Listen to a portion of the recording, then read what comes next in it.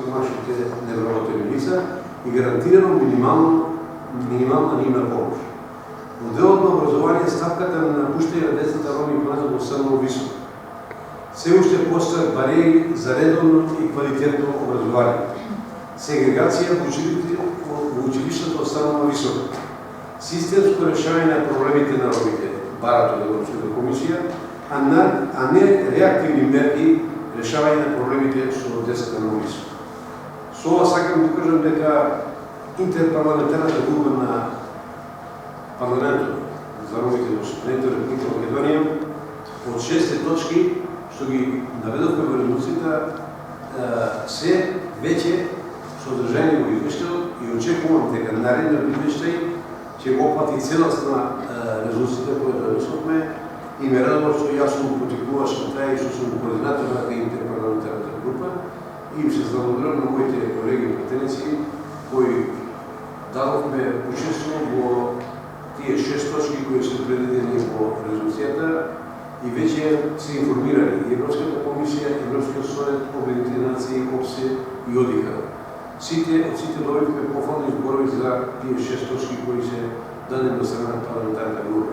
Ова значи дека Владата на Република Северна Македонија треба да се концентрира во тие 6 точки и да се концентрира посебно во делот кај што има повеќе забелешки за ромите и она што го кажав на почетокот многу е битно, она што не е реализирано во претходните извештаи, тие се валидни и треба прво тие да ги следиме како што треба и да почне нов живот за ромите во Република Северна Македонија.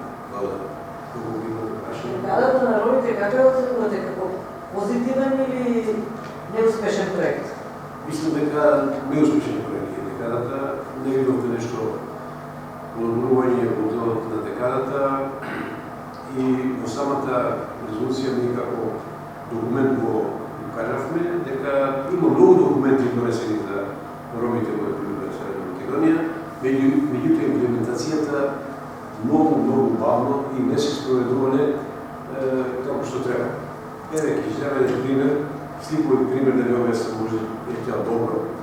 Кога човек, покрај толку документи донесени, да нема напредок на заедницата, тоа значи не постоела желба нити во претходната власт, нити сега гледам нешто дека ќе се работите, меѓутоа очекувам ако почне да се применуваат забелешките од резолуцијата, точките, ќе има резултати. Но едно треба да ни биде јасно. Проблемите на ромите се проблем на Република Северна Македонија. Додека не ги решиме проблемите на ромите, ние сигурно дека ќе имаме негативни решения. Тоа го знаеме сите, јас посебно го знам, бидејќи јас сум 10 години делегат во Советот на Европа и укажувам дека мора да го решите ромското прашање во Република Северна Македонија.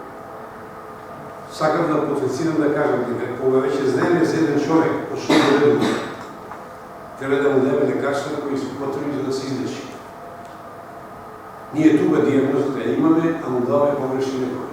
И ние не можеме да се излечиме. Со реконструкцијата на владата очекувате да добиете тамо човек кој што може да помогне во давањето лекарства што ќе излечи болест. Видите, јас и како пратеник во Советот на Република Македонија и како председател на Ромска партија, една од првите ромски партии, секогаш сум велел дека мора да најдеме системско решение на проблемите на ромите. И се додека не ги вклучиме ромите во системот на државата, да има вработување, да има министери, директори и таленци, ние не ќе имаме резултати. А и имавте сам прв.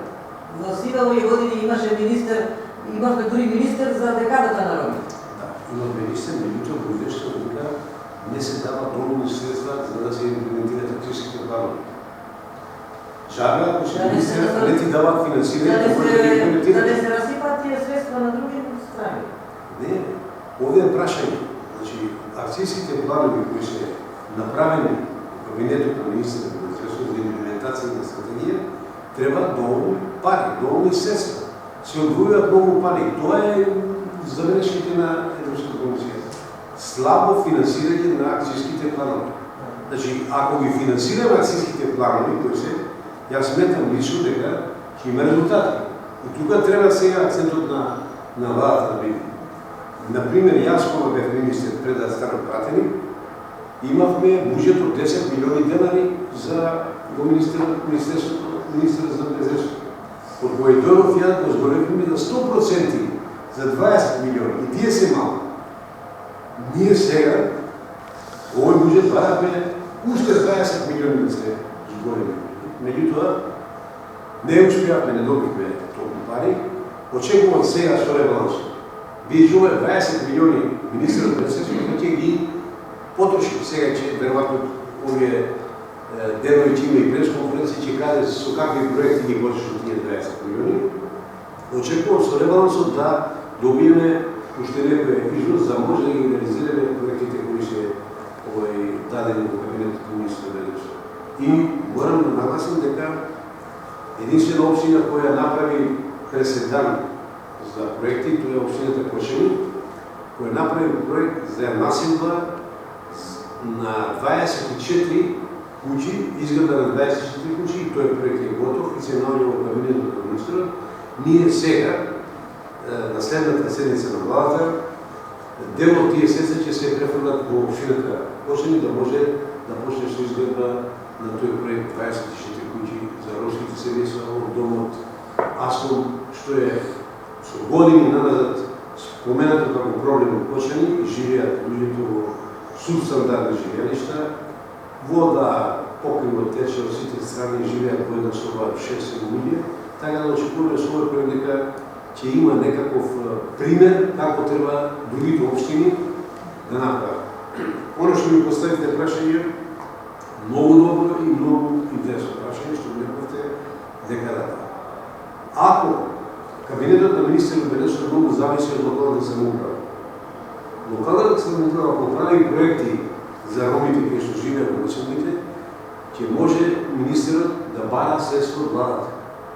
И тоа тука има и незаинтересираност и на локалните самоуправи, не прават проекти за да може да се решат проблемите. Зависен е кабинетот на министерот на безрешството за имплементација на стратегија за ромите од локалните општини.